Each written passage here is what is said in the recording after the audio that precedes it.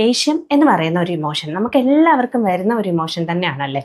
പക്ഷേ അതിനെ നമ്മൾ ബെറ്റർ ആയിട്ട് മാനേജ് ചെയ്യുക എന്നുള്ളത് വളരെ അനിവാര്യമായിട്ടുള്ള ഒരു കാര്യം തന്നെയാണ്.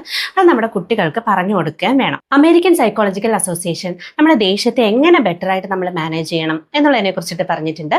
So hi there, this is doctor Arya Devi. ദേഷ്യം വളരെ ഡിസ്ട്രക്റ്റീവ് ആയിട്ടുള്ള ഒരു ഇമോഷൻ തന്നെയാണ്. അത് നമ്മൾ പ്രോപ്പറായിട്ട് മാനേജ് ചെയ്തില്ലെങ്കിൽ നമ്മുടെ ഹെൽത്തിനെ അത് ബാധിക്കാം. നമ്മളും മറ്റുള്ളവരുമായിട്ടുള്ള റിലേഷൻഷിപ്പിനെയും നമ്മുടെ ചുറ്റുമുള്ളവരെയും ഒക്കെ അത് വളരെ നെഗറ്റീവായിട്ട് ബാധിക്കാം. അപ്പോൾ ഈ ദേഷ്യം മാനേജ് ചെയ്യാനായിട്ടുള്ള 3 സ്റ്റെപ്സ് എന്തൊക്കെയാണെന്ന് നോക്കാം.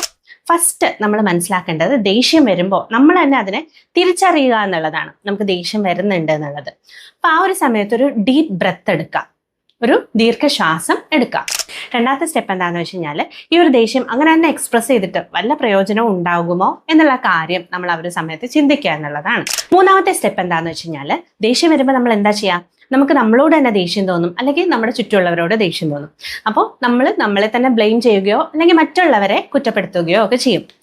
ഇതുകൊണ്ട് പ്രയോജനം ഇല്ല എന്നുള്ള കാര്യം മനസ്സിലാക്കിയിട്ട് നമുക്ക് എന്താ വേണ്ടത്? ഇവിടെ ഒരു സൊല്യൂഷനാണ് വേണ്ടത്. അപ്പോൾ ഈ ഒരു സൊല്യൂഷൻ എന്താണ് എന്നുള്ളത് നമ്മൾ കണ്ടുപിടിക്കുക എന്നുള്ളതാണ് മൂന്നാമത്തെ സ്റ്റെപ്പ്. ഇപ്പം നിങ്ങൾ ചിന്തിക്കുന്നുണ്ടാവും, ഇത് വല്ലതും നടക്കുന്ന കാര്യമാണോ എന്ന്. അതായത് ഇത് പ്രാക്ടിക്കലി ആപ്ലിക്കബിൾ ആക്കാനായിട്ട് ബുദ്ധിമുട്ടല്ലേ എന്ന് ചിന്തിക്കുന്നുണ്ടാവും. തുടക്കത്തിൽ നമുക്കൊരു ബുദ്ധിമുട്ടുണ്ടാവും, പക്ഷെ ഗ്രാജുവലി ഇത് നമുക്ക് വളരെ ഈസി ആവുകയും നമുക്ക് ദേഷ്യത്തിനെ നല്ല രീതിയിൽ മാനേജ് ചെയ്യാനായിട്ടും സാധിക്കും.